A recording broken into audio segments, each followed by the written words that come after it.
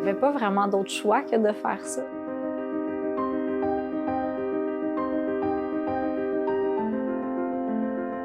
C'était quelque chose que je voulais toujours avoir dans ma vie, l'art. C'était pas le garder pour moi, c'était vraiment pour le partager. Je m'imprègne, je m'inspire, j'observe, je suis comme à l'écoute, je me connecte dans le fond.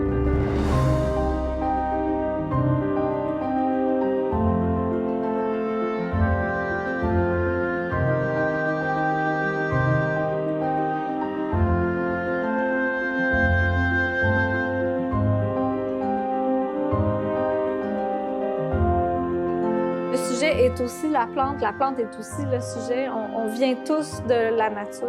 Il faut vraiment, je pense, se rappeler nos racines, d'où on vient. Je m'appelle Karine Génadry. Je suis présentement artiste peintre pas mal à temps plein. J'ai fait ce choix-là, dans le fond, depuis l'année passée. Je voulais vraiment mettre mes deux pieds joints dans l'aventure pour vraiment donner toutes les chances que je puisse vraiment faire fructifier mon activité. J'ai toujours été passionnée par les arts, ça c'est certain, depuis mon enfance. Et puis, j'ai fait mon université en enseignement des arts. Ça m'a permis d'enseigner un peu toutes sortes de matières. Mais finalement, après ça, j'ai eu la chance d'enseigner 7 ans à des adultes en santé mentale. On utilisait l'art comme moyen pour développer des habiletés sociales. J'ai beaucoup aimé ça. Mais on voulait vraiment déménager, moi puis mon conjoint, on est allé dans la Nodière. Et puis faire la route Montréal-Saint-Calix, c'était vraiment énorme. Fait que finalement, j'ai décidé de laisser tomber. Puis tranquillement, j'ai fait des petits projets. Puis tout d'un coup, en fait, ce qui a vraiment déclenché, c'est j'ai ouvert mon armoire. J'ai découvert une plaque de gel. J'avais aucune idée ce qu'il fallait faire avec ça. J'avais reçu ça gratuitement dans un congrès. Mais finalement, je me suis dit, bon, ben je l'ai, je vais essayer de faire quelque chose avec ça. J'ai aucune idée c'est quoi. J'ai vu quelques petites vidéos. Puis finalement, il y avait une technique qui utilisait des plantes qui imprimaient avec la plaque de gel. Et j'ai trouvé ça fantastique parce que je me suis dit, ben j'habite dans la forêt, là. J'ai vraiment ma matière première, elle est là. Il y a quelque chose à faire avec ça, en fait. C'est comme ça que je me suis mise à explorer vraiment la technique. J'ai dû faire un paquet d'essais puis d'erreurs pour vraiment me l'approprier. Puis finalement, j'ai vraiment découvert que ça commençait à devenir mon style. C'est comme ça que j'ai vraiment commencé. Fait que je dirais en 2018, ça a été le déclencheur quand j'ai découvert ma plaque puis que je me suis remise à peindre parce que j'avais vraiment arrêté de peindre pendant des années quand je travaillais en enseignement. Puis ça a été comme une découverte, vraiment un renouveau pour moi, là. C'était quelque chose que je voulais toujours avoir dans ma vie, l'art, ça c'est certain, certain. Mais c'était pas le garder pour moi, c'était vraiment pour le partager. Puis c'est pour ça que ça a été vraiment intéressant pour moi, le côté intégration sociale avec de l'art. Quand j'ai fait ça avec les adultes, j'ai vu que c'était un moyen puissant. En fait, j'ai pu développer beaucoup de choses à travers ça. Puis je continue de dire que j'ai envie de le partager. Tu sais, oui, je veux être artiste peintre, mais pour moi, ce que je fais, c'est un moyen, oui, d'exprimer qu'est-ce qui m'habite, mais aussi de permettre à d'autres personnes, en faisant par exemple des ateliers, maintenant je donne des ateliers, de permettre à d'autres personnes d'acquérir aussi cette joie-là en créant. Surtout que ma technique, elle est très accessible à tous. Les plantes, c'est aussi accessible. Je trouve que c'est encore un moyen puissant pour communiquer, puis je pense que c'est important là, de le voir comme ça.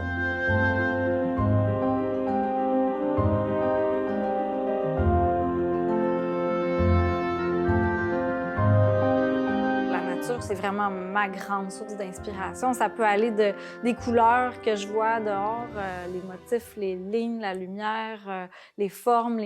Vraiment, ça peut être de tout, la texture.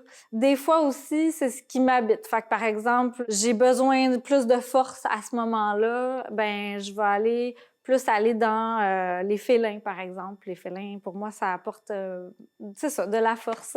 Mais d'autres fois, c'est vraiment les motifs des feuilles, là, de plus en plus, je dirais même. Là, je vais trouver, par exemple, des lignes à travers le chien-dent, qui est une herbe que tout le monde veut arracher partout.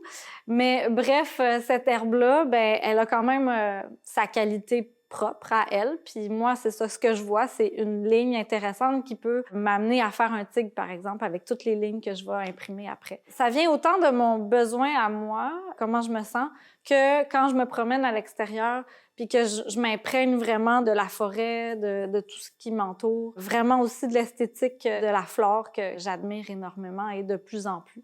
Ça, c'est bien intéressant parce que c'est comme un peu des cheveux puis ou du poil ou puis quand on l'imprime, ça donne vraiment des trucs intéressants, avec, toutes les lignes qu'il y a. Les saisons, ils ont vraiment un impact sur ce que je fais. J'ai comme des œuvres d'hiver, puis des œuvres d'été. C'est sûr que quand le printemps il arrive, c'est comme l'espèce d'excitation qu'il y a trop de fleurs tout d'un coup.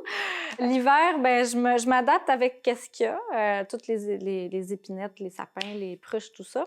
Mais sinon, j'ai quand même maintenant mes bacs de plantes que je cueille en automne, que je vais garder au congélateur. Ça me permet vraiment d'avoir quand même ma matière première toute l'année. Ça me donne peut-être un peu moins de diversité en hiver, mais je fais avec quand même, puis ça va bien quand même. Le fun avec les feuilles de chêne, c'est qu'ils ont comme une texture comme de cuir, puis ils restent comme ça pendant très longtemps parce que ça se désagrège très mal.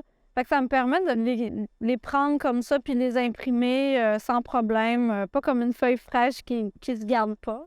Je vais en prendre pour ma prochaine peinture. Je vais probablement faire une chauve-souris. Ça me fait un peu penser à leurs ailes ou à la forme de leurs ailes. Je vais sûrement m'inspirer de quelque chose avec ça. Ce qui est important à savoir, c'est que la cueillette, pour moi, être à l'extérieur avant la peinture, ça fait vraiment partie de mon processus artistique. Parce que autant je m'imprègne, je m'inspire, j'observe, je suis comme à l'écoute, puis je me connecte. Dans le fond, ça, c'est vraiment important pour moi de me connecter à la nature. C'est vraiment l'objectif principal de mes toiles. Qu'est-ce qu'ils veulent dire, en fait, c'est cette connexion qui est super importante. Ça prend tout son sens que j'utilise ma matière première qui sont les plantes parce que les plantes, pour moi, c'est comme une symbolique de la nature. Puis je veux vraiment mettre en valeur la connexion, le lien qu'on a à la nature parce qu'on est la nature. Puis c'est comme, pour moi, c'est ma seule vérité. Et puis je pense qu'on oublie ce lien-là beaucoup avec la société industrielle et tout ça. Mais en fait, faut pas oublier que on vient de ce grand tout, puis qu'on est interreliés, on est tous interdépendants. Fait que quand il y a une espèce qui est en danger ou qui est fragile, ben c'est tout le système qui devient fragile. Puis pour moi, c'est comme vraiment ça que j'ai besoin d'exprimer à travers mes toiles, c'était cette espèce de lien fondamental qu'il y a entre ce tout-là d'éléments naturels, donc la flore, la faune. C'est pour ça aussi qu'on voit beaucoup de plantes se juxtaposer avec le sujet. Ben, c'est pour montrer que le sujet est aussi la plante est aussi le sujet. On vient tous de la nature, on a tous des cellules qui sont pareilles, en fait, aussi pareilles que la crevette ou que l'arbre. Moi, je trouve ça fascinant, mais aussi, j'ai ressenti un besoin d'urgence aussi par rapport à tout ce qui se passe en ce moment, les changements climatiques, tout ça. Donc, c'est une façon pour moi d'exprimer vraiment la chose la plus importante pour moi, c'est ça. C'est cette connexion-là à la nature qu'il faut vraiment, je pense, se rappeler nos racines, d'où on vient, pour avoir plus de conscience puis plus de respect avec la nature. Ouais.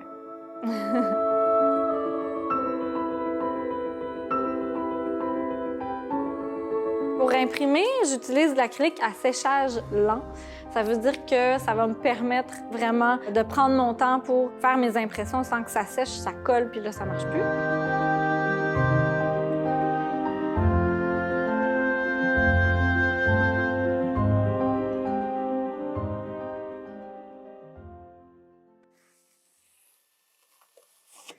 Fait que là, ça, c'est vraiment le positif. Donc, tous les détails, on voit tous les détails de la plante. Puis ça, c'est le négatif.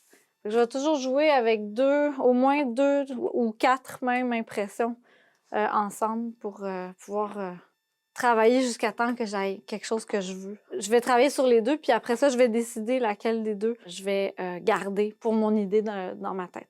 Après ça, j'ai besoin d'un papier quand même rigide pour vraiment pouvoir faire, on appelle ça du marouflage. Ça veut dire qu'on prend un papier, donc mon papier imprimé de plantes, que je vais coller sur un panneau de bois. Donc, j'ai aussi besoin de panneaux de bois.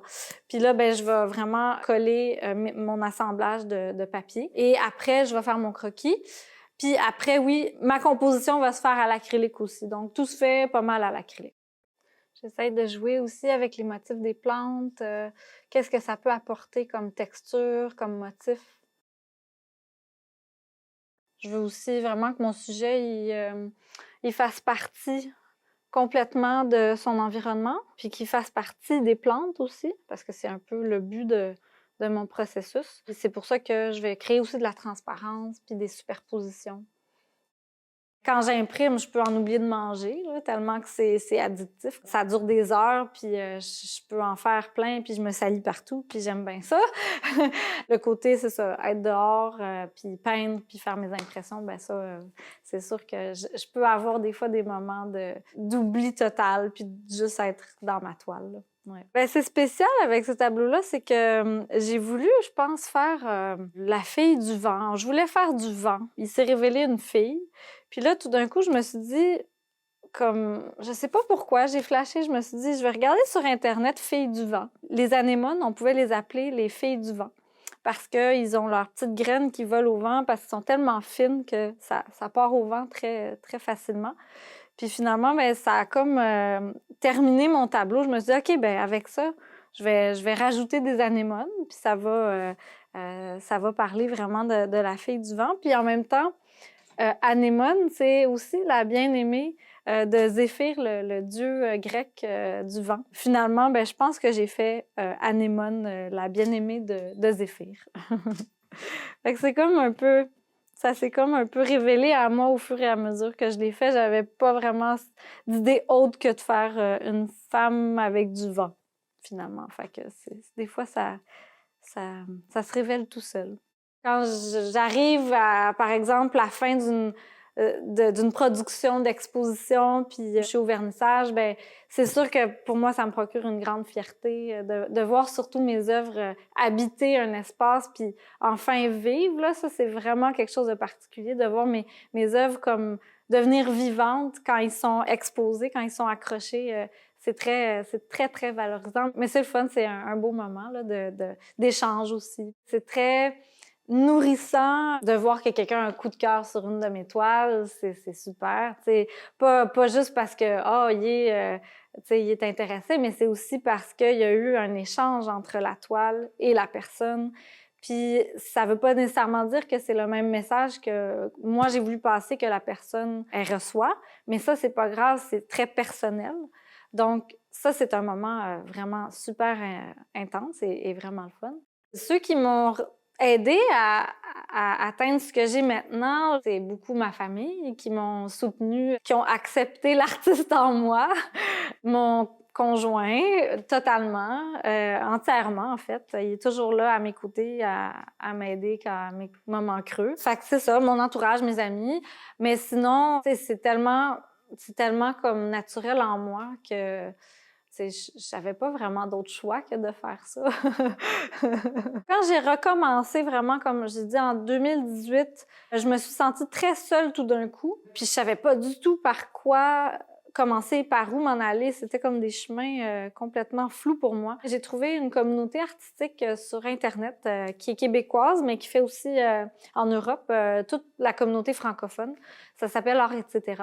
C'est vrai qu'ils m'ont énormément aidée. J'ai fait un bootcamp avec eux. Puis ça fait aussi qu'il y a beaucoup d'artistes qui s'entraident dans cette belle communauté-là. Fait que ça m'a vraiment, vraiment, vraiment beaucoup aidée. Je le recommande aussi, il ne faut pas rester tout seul dans son coin. J'ai quelques amis artistes, mais sinon, dans la Nodière, il y a Culture La Nodière qui est là depuis le début aussi avec moi. Ils m'ont offert d'exposer avec la plateforme le 4673, qui est une boutique en ligne. Et puis, ben, je pense qu'ils ont des beaux projets bientôt, là, de vraiment plus faire rayonner l'art dans la Nodière parce que c'est une région très, très pauvre au niveau de la culture. Puis je pense que tout le monde s'en rend compte. Fait que tranquillement, ils vont aller chercher du budget, puis je pense que j'ai bon espoir que ça va vraiment m'aider moi aussi, puis il y a d'autres artistes qui habitent ici, là, à plus rayonner localement, parce que là, présentement, c'est vraiment très dur de rayonner localement. Il faut vraiment aller plus dans le sud de Montréal, puis tout ça. La liberté que j'ai présentement, je suis très choyée pour ça. C'est sûr que ça implique d'autres conséquences, je pourrais dire, plus difficiles. Je le cacherai pas. Mais c'est, oui, une belle liberté que j'ai. J'ai aussi la possibilité d'y aller à mon rythme. Tu sais, ce choix-là que j'ai fait d'être artiste autonome, c'est parce que aussi j'ai des problèmes de santé. Ça a beaucoup poussé le choix de vraiment, OK, on va ralentir la machine puis on va plus s'écouter. Donc, je pense que ça me permet de mieux allier la santé avec le rythme de vie plus cohérent avec comment je me sens. Je suis très reconnaissante par rapport à ce métier-là. Ouais.